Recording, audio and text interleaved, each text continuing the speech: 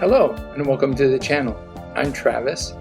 Pixel Preacher is what I go by, and I wanted to just give you a quick introduction in terms of how to get to ChatGPT. So ChatGPT is something that I think you can have a lot of fun with, and when you want to, it can help you get done with things that you want to get done in less time, and do the things and leave you with more time to do the things with those who you love and what you love.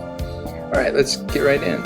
So as you see at the URL, or if you go to the very top here in the address bar, if we start on maybe Google, because that might be whatever yours comes up with.